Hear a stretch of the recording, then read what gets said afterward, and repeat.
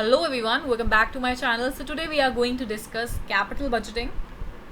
Okay, so capital budgeting first of all, अगर मैं बहुत सिंपल वर्ड्स में बोलूँ तो इस बेसिकली किसी भी प्रोजेक्ट को इवैल्यूएट करना, उसकी प्रॉफिटेबिलिटी फाइंड आउट करना. So this is what we are going to do today in MS Excel. So let's start with the question. ABC Limited is in the process of selecting a capital project. The details of two capital projects A and project B identified by the company are provided below. Okay. Project A and project B की दोनों की details हमें यहाँ पर दी हुई है. Then they have asked us, you are required to evaluate the above capital budgeting project and recommend the project to be implemented so that the company earns maximum profit on the basis of IRR method and NPV method using 12% discount rate. Fine. तो हमें यहाँ पे सबसे पहले तो rate of interest दिया हुआ है. ठीक है. Rate of interest is nothing but it is the minimum rate that an investor expect on his investment. Then the cost of project, जो कि हमेशा नेगेटिव में लिखा होता है. Reason being cost of project is an outflow, तो मतलब वो एक इन्वेस्टर के पॉकेट से जाता है, तो इसलिए इसे नेगेटिव में लिखते हैं. एंड कैश इनफ्लो जो है वो हमारे पास आता है, इन्वेस्टर के पास आता है वो, तो इसलिए यहाँ पे वो पॉजिटिव में है. आई होप ये समझ में आया होगा कि जब भी हम आउटफ्लो लिखते हैं तो वो नेगेटिव में होता है एंड इनफ्लो होता है वो हमेशा पॉजिटिव में होता है. करेक्ट. और यहाँ पर उन्होंने जो बोला है use IRR method NPV method using 12% discount rate, तो यहाँ पे discount rate is nothing but the rate of interest. तो रेट ऑफ इंटरेस्ट और डिस्काउंट रेट दोनों टर्म्स का मतलब सेम होता है. तो सबसे पहले तो हमें इस फॉर्मेट को, जो भी हमें यहाँ पे डिटेल्स दी हुई है, हमें इसे एक्सेल के अंदर रिक्रिएट करना होगा. I have already recreated it. ठीक है. तो जहाँ पर हमें यहाँ पर सबसे पहले उन्होंने बोला कि हमें IRR method and NPV method use करके फाइंड आउट करना है that which project should be implemented so that the company earns maximum profit. तो हमें उन्हें प्रोजेक्ट रेकमेंड करना है. तो सबसे पहले we will be finding out NPV and IRR because उसके बेसिस पे हमें प्रोजेक्ट रेकमेंड करना है. For finding out NPV, type NPV, press tab. Now it is asking for the rate, तो उस रेट का सेल रेफरेंस देना है. Put comma, then select all the cash inflows, close the bracket and then add the cost of project in this and enter. Now I let you know कि हमने ये formula ऐसे क्यों लगाया है. NPV का मतलब होता है net present value. Net present value मतलब कि present value of inflows minus present value of outflow. तो कॉस्ट ऑफ प्रोजेक्ट मेरा आउटफ्लो है. ठीक है. ये ऑलरेडी इसकी प्रेजेंट वैल्यू है, क्योंकि कॉस्ट ऑफ प्रोजेक्ट तो हम प्रेजेंट में ही पे करेंगे, तो इसकी प्रेजेंट वैल्यू मेरे पास ऑलरेडी है. बट जो इनफ्लोज है मेरे पास में ईयर 1, ईयर 2, ईयर 3, 4, 5, ये मुझे फ्यूचर में मिलेंगे, तो मुझे इसकी प्रेजेंट वैल्यू नहीं पता है. तो हमने जब NPV का फॉर्मूला लगाया तो हमने यहाँ पर रेट का सेल रेफरेंस दिया, उसके बाद सारे इनफ्लोज का सेल रेफरेंस दिया, तो मतलब मेरे पास इनफ्लोज की प्रेजेंट वैल्यू आ जाएगी. उसके बाद में हमने उसमें ऐड कर दिया आउटफ्लो को, तो आउटफ्लो जो मेरा है वो नेगेटिव में लिखा हुआ है. ठीक है. यहाँ पे मैं उसको ऐड इसीलिए कर रही हूँ कि ऑलरेडी नेगेटिव में लिखा हुआ है, प्लस माइनस माइनस होता है, तो एक्चुअल में हमारा जो आउटफ्लो है सब्ट्रैक्ट ही हो रहा है. ठीक है. तो हमने इनफ्लो में से आउटफ्लो माइनस करा है, प्रेजेंट वैल्यू ऑफ इनफ्लो में से प्रेजेंट वैल्यू ऑफ आउटफ्लो को माइनस करा है. Since it was already written in negative, तो हमने यहाँ पे उसको प्लस लिखा है. अगर मैं यहाँ पे इसको माइनस कर देती तो माइनस माइनस प्लस हो जाता. ठीक है. एंटर. अब हम इसे प्रोजेक्ट बी में भी अप्लाई कर देते हैं. Fine. Now we calculate IRR. IRR stands for internal rate of return. It basically calculates the rate of return which a project is likely to generate. So for applying this, we will press equal and then type IRR. Now we will select all the flows, मतलब outflow inflow सबको select करना है and then close the bracket and enter. तो यहाँ पे हमें IRR मिल गया है. We'll drag it to project B as well. ठीक है. तो यूजुअली जब भी हम IRR का फॉर्मूला यूज़ करते हैं तो एक्सेल जो है सेल के अंदर एरर शो करता है. यहाँ पे देख लो हमारा जो कॉर्नर में ग्रीन कलर का ये एक एरर शो कर रहा है. तो इसे अब रिमूव करने के लिए what we are going to do is select both the cells और साइड में हमें यहाँ पे एक्सक्लेमेशन मार्क दिखा, इसे सेलेक्ट करना है एंड वील इग्नोर एरर. ठीक है. तो अब हमने NPV और IRR दोनों को फाइंड आउट कर लिया है. Now we'll have to recommend the project on the basis of these two. Project recommended on the basis of Firstly NPV and then IRR. Now see, जिस भी प्रोजेक्ट की NPV ज़्यादा होगी वो प्रोजेक्ट हमें सेलेक्ट करना चाहिए, एंड सिमिलरली जिस भी प्रोजेक्ट का IRR ज़्यादा है उसे हमें सेलेक्ट करना चाहिए. बट इन केस अगर मेरे दोनों प्रोजेक्ट का NPV सेम आ जाता है, उस केस में वी आर इनडिफरेंट. करेक्ट. तो हमें यही कंडीशन यहाँ पर लगानी पड़ेगी using if function. Will use if function and will give cell reference of NPV of project A.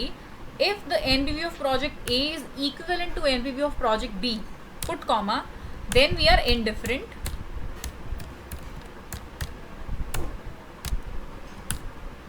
Then again put comma and use if function. If the NPV of project A is greater than the NPV of project B, then select project A. Otherwise project B. Inverted commas में लिखना होता है ये. Project B and close the bracket, क्योंकि हमने दो if function use करे तो दो बार ब्रैकेट को क्लोज करना है यहाँ पर. And it shows us project A. Now we'll use the same formula in the case of IRR. तो हम इसे ड्रैग कर देंगे, एंड क्योंकि हमने यहाँ पे सेल्स को फिक्स नहीं करा था, तो जैसे मैंने फॉर्मूला को ड्रैग करा तो ये IRR की वैल्यूज़ ही कैच कर रहा होगा, क्योंकि मैंने इसे नीचे ड्रैग करा है. सी ओके. अब हम जाते हैं सेकेंड पार्ट पर, which says calculate the value of NPV of project A at the rate of interest of 10% to 15%. तो अब हमें प्रोजेक्ट ए की NPV निकालनी है इन रेट्स पर. फाइन. तो हम सेम फॉर्मूला ही यूज़ करेंगे NPV का. द ओनली थिंग इज अब हमें यहाँ पे डिफरेंट रेट पर फाइंड आउट करना है. तो पहले तो हेडिंग दे देते हैं, NPV of project A at different rates of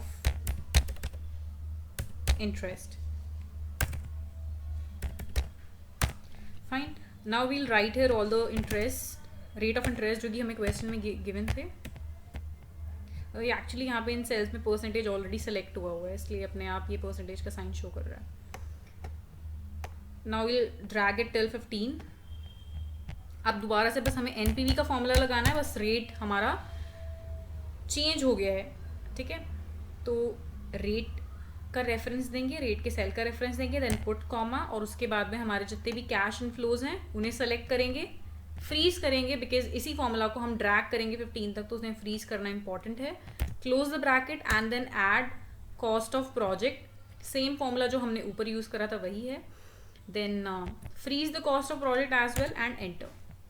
अब हमें इसे ड्रैग करना है 15 तक. ठीक है. तो हमारे पास अब NPV भी आ गया है प्रोजेक्ट ए का इन सारे रेट्स के ऊपर. Now the third part ask us draw a suitable chart for NPV of project A at the rate of interest of 10% to 15%. इसका मतलब कि अभी हमने जो NPV फाइंड आउट करा है 10% से 15% पर, उसके ऊपर उसका हमें एक सूटेबल चार्ट बनाना है. तो हम इस सारे डेटा को सिलेक्ट कर लेते हैं पहले. Now we'll go to insert, charts पर जाकर we'll select scatter with smooth lines and markers. Correct. अब हमें ऐड चार्ट एलिमेंट पर जाना है, डेटा लेबल्स पर जाना है, and left, I am selecting left but you can choose which ever you like. इससे क्या होता है, हमारी अमाउंट्स जो हैं, जो भी हमारे NPV की एग्जैक्ट अमाउंट है वो यहाँ पर ये शो करने लग जाता है. ठीक है. अब हम क्या करेंगे, इसे चार्ट टाइटल भी दे देते हैं, NPV of project A at different rates. Fine. Also we'll give it axis titles. So x-axis पे we'll write rates of interest and y-axis पे we'll write NPV. Fine. So we are done with the graphical representation as well.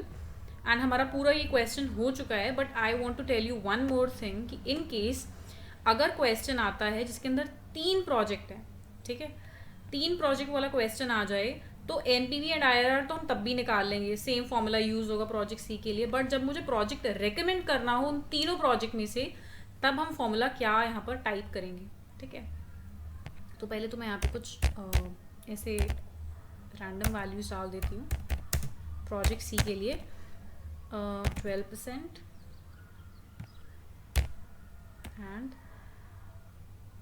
minus 75,000, 50,000, 54,000, 62,000, 4,000, 1 lakh।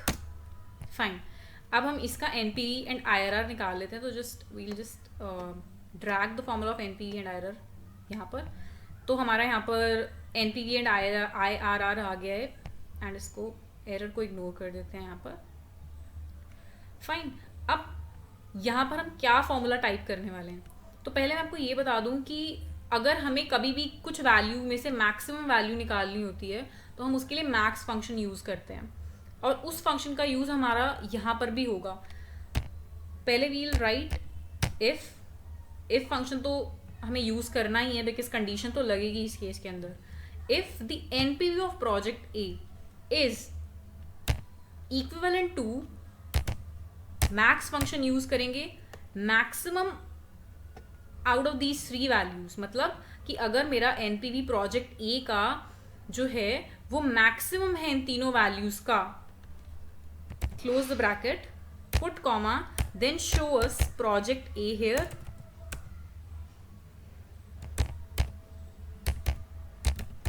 Project A, दोबारा से if function लगाएंगे, if the NPV of project B is equal to max function लगाया, maximum of these 3 values, close the bracket, then show us project B, put comma, अगर दोनों में से कोई condition नहीं है तो फिर प्रोजेक्ट सी शो करे। Always make sure that you write text in inverted commas, then close the bracket twice, क्योंकि हमने यहाँ पर 2 बार फंक्शन लगाया एंड एंटर। तो it is showing us project C. इस सेम फॉर्मूला को हम नीचे ड्रैग कर देते हैं। तो हमारे पास आ गया कि एनपीवी एंड आईआरआर के बेस पे हमें कौन सा प्रोजेक्ट रेकमेंड करना चाहिए इन केस 3 प्रोजेक्ट्स हों। सो आई होप यू अंडरस्टैंड कि हम क्या फॉर्मूला टाइप करते हैं जब हमें 3 प्रोजेक्ट्स दिए हों, या फिर ये फॉर्मूला चलेगा अगर 4 प्रोजेक्ट्स भी दिए हों तो ये सेम फॉर्मूला ही यूज होगा। The only thing is if का जो यूज है वो एक और बार होगा, अभी 2 बार हुए तो इफ उस केस में 3 बार यूज होगा, ठीक है। Now we'll do second question. Okay, so before starting the second question, I would like to tell you something that is very important, that the function that we have just used, NPV and IRR, वो functions हम use कर सकते हैं जब हमारा equal interval of time पर हमें हमारे flows मिल रहे हों। मतलब कि अगर हमने कोई इन्वेस्टमेंट करी है and every year we get the inflow at 31 December, हर साल मुझे 31 दिसंबर को मुझे उससे इनफ्लो मिलता है, तो वो हो गया मेरा इक्वल इंटरवल ऑफ टाइम पर मुझे मेरी इन्वेस्टमेंट से इनफ्लो मिल रहा है। तो उस केस के अंदर हम एनपीवी एंड आईआरआर यूज करते हैं। बट इन केस मुझे इनफ्लो मिल रहा है अनइक्वल इंटरवल ऑफ टाइम पे, तो हम उस केस में x NPV and x IRR use करते हैं। इस क्वेश्चन के अंदर हम डेट्स को देखकर इजीली बता सकते हैं कि ये अनइक्वल इंटरवल ऑफ टाइम पर इनफ्लोज आ रहे हैं, ठीक है। पहले वाले क्वेश्चन में हमें डेट्स गिवन नहीं थी, इसलिए वी अज्यूम्ड कि यहाँ पर इक्वल इंटरवल ऑफ टाइम पर इनफ्लोज हैं, करेक्ट। तो अब सबसे पहले इस क्वेश्चन को करने के लिए we'll have to recreate this in Excel. तो मैंने ऑलरेडी यहाँ पर इसे रिक्रिएट किया हुआ है। अब इस क्वेश्चन को करने से पहले एक और बात मुझे दोबारा से बतानी है कि हम जो rate of return, rate of interest जो हमें क्वेश्चन में गिवन होता है, जो पिछले वाले क्वेश्चन में गिवन था, उस रेट ऑफ इंटरेस्ट को हम डिस्काउंट रेट भी बोलते हैं, उसे हम डिस्काउंट रेट भी बोलते हैं, एंड उसे हम कॉस्ट ऑफ कैपिटल भी बोलते हैं, एंड उसे हम री इन्वेस्टमेंट रेट भी बोलते हैं। तो अगर रेट ऑफ इंटरेस्ट के अलावा ये तीनों टर्म्स में से कोई भी टर्म्स यूज हो तो वो रेट ऑफ इंटरेस्ट ही है, डोंट गेट कंफ्यूज्ड। अब यहाँ पे उन्होंने री इन्वेस्टमेंट रेट यूज करा हुआ है वर्ड, ठीक है। हमें फाइंड आउट करना है NPV and IRR, and we are going to use X NPV for finding out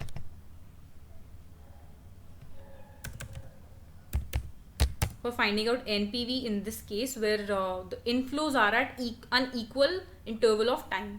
तो सबसे पहले हमें रेट का रेफरेंस देना है, तो rate is this, put comma, and then सारे के सारे वैल्यूज का रेफरेंस देना है। सारे के सारे वैल्यूज को सेलेक्ट करा, पुट कॉमा, उसके बाद में सारी डेट्स को सेलेक्ट करना है and then close the bracket and enter. तो यहाँ पे वैल्यू नेगेटिव में है, फाइन। उसके बाद में IRR निकालना है, तो IRR के लिए we are going to use XIRR। Values जो हैं सबको सेलेक्ट कर लो, put comma, and then dates को सेलेक्ट करना है and close the bracket and enter. तो यहाँ पर हमारा NPV एंड IRR आ गया है। तो whenever you are doing question, make sure कि अगर डेट्स क्वेश्चन में दी हुई हैं तो उसमें चेक करो कि वो इक्वल इंटरवल पे हैं, अनइक्वल इंटरवल पे हैं। अगर वो अनइक्वल इंटरवल पर हैं तो x NPV and IRR use होगा। यूजुअली तो हमें इस टाइप का क्वेश्चन ही आता है, बट इन केस अगर वैसा क्वेश्चन भी आए तो यू शुड नो दैट कि वो कैसे सॉल्व होगा, ठीक है। I hope you understand how do we calculate NPV, IRR and recommend the formula on the basis of these two. Also learned how do we graphically represent this. So this is it for today's video. I hope you find it useful and thanks for watching.